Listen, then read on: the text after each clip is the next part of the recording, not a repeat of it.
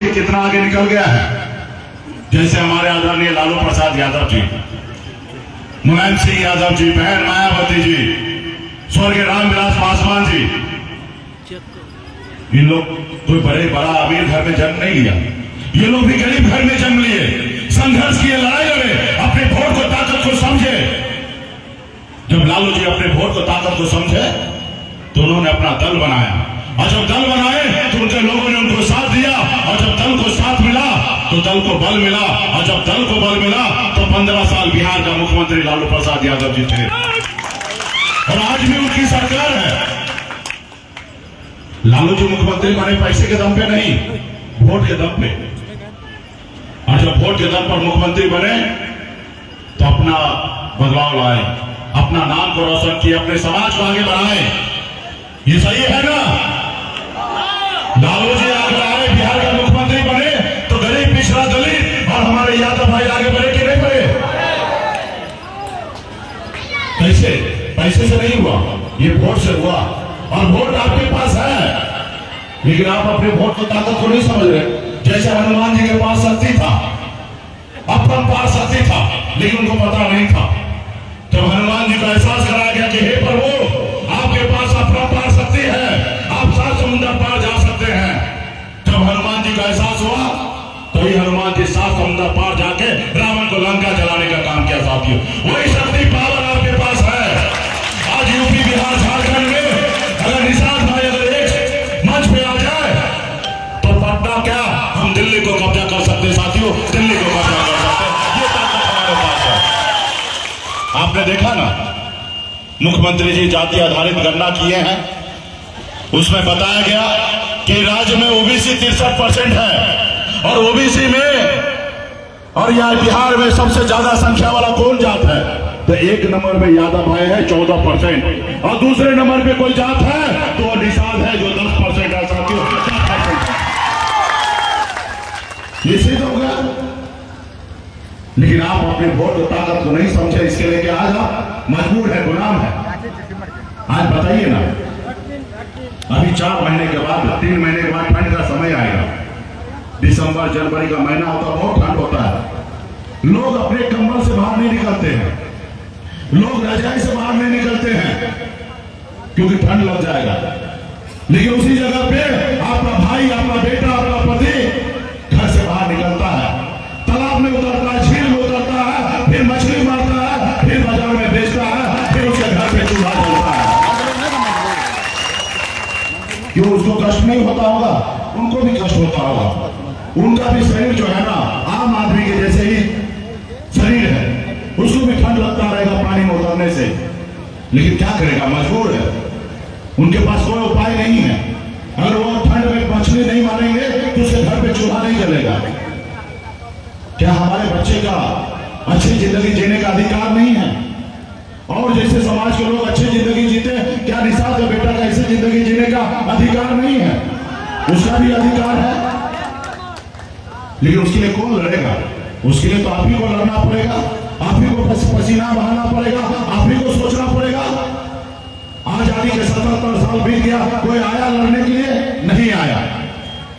आज निषाद गृह में बच्चा जन्म लेता है और बचपन से लेकर बुढ़ापा तक गुलामी के जंजीरों में बंधा हुआ रहता है। आज आपके घर में बच्चा तो जन्म लेते हैं, लेकिन उनको जिंदगी नहीं मिलता, मौत मिलता है। जब आपके घर में बच्चा जन्म लेता है, बीमार पड़ता है, तो आप हॉस्पिटल में जाते हैं इलाज कराने के लिए, आपके पास पैसा नहीं रहता है। और जब पैसा नहीं होता तो सरकारी हॉस्पिटल का चक्कर लगाते हैं, और जब सरकारी हॉस्पिटल में अच्छा इलाज नहीं होता, जिसके कारण आपके बच्चे आपके गोद में दम तोड़ देता है, जिंदगी में उनको जिंदगी नहीं मिलता है। वही जगह पे जिसके पास पैसा होता है, उसके बच्चे अगर बीमार पड़ता है तो बड़े से बड़े हॉस्पिटल में इलाज कराता है और उसको एक जिंदगी देता है, और आप उनको मौत देते हैं। इसके लिए कौन परिवर्तन लाएगा? आज आपके वोट से देश में प्रधानमंत्री बनता है, आपके वोट से राज्य का मुख्यमंत्री बनता है। लेकिन आप अपने बच्चे को भविष्य को 200 रुपया में बेच देते। जब चुनाव का समय आता है, आप दूसरे के साथ चले जाते हैं, कोई खिला देता, पिला देता, आप उसके साथ चले जाते हैं, अपने वोट को ताकत को नहीं समझते। इसलिए आज आप यहाँ हैं। और जो लोग बहुत का ताकत को समझा कितना आगे निकल गया। इसलिए साथियों संघर्ष करना पड़ेगा। आप मुझे देखिए, मैं भी गरीब घर में जन्म लिया, जहां हजारों समस्या था वहीं पे मेरा जन्म हुआ। पिताजी मछली मारते थे, दादाजी मछली मारते थे।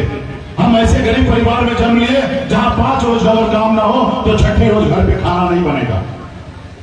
लेकिन मैंने संघर्ष किया, लड़ाई लड़ा।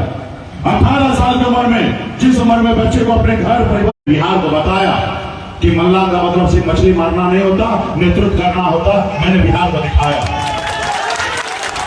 कल निषाद का बेटा एक टिकट मांगने के लिए पूरी उम्र बिता देता था, एक टिकट नसीब नहीं होता था।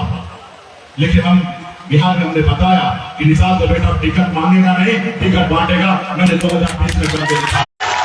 आपने देखा आजाद भारत में पहली बार मल्लाह मछली मारते मारते 4 विधायक बनाने का भी काम किया। साथियों हमने 4 विधायक बनाए, अपने दम पर बिहार में मंत्री बने, किसी की मेहरबानी से नहीं बने।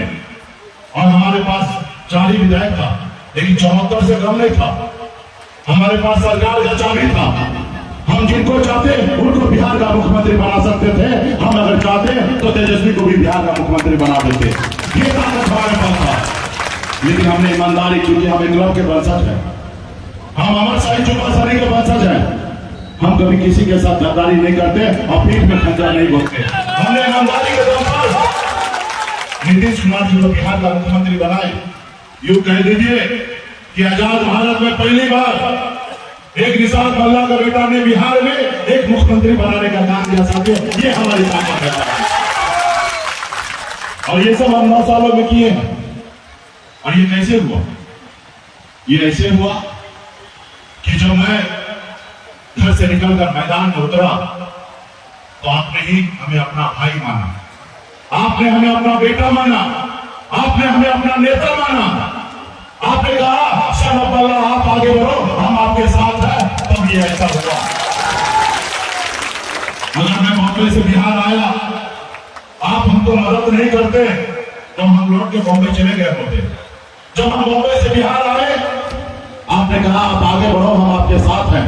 हमें हौसला मिला, फिर हमने लड़ाई लड़कर इतना परिवर्तन मैंने लाके दिखा दिया। और आने वाला समय में जब 4 बना तो 40 भी बन सकता है, अगर 40 बना तो 125 भी बन सकता है।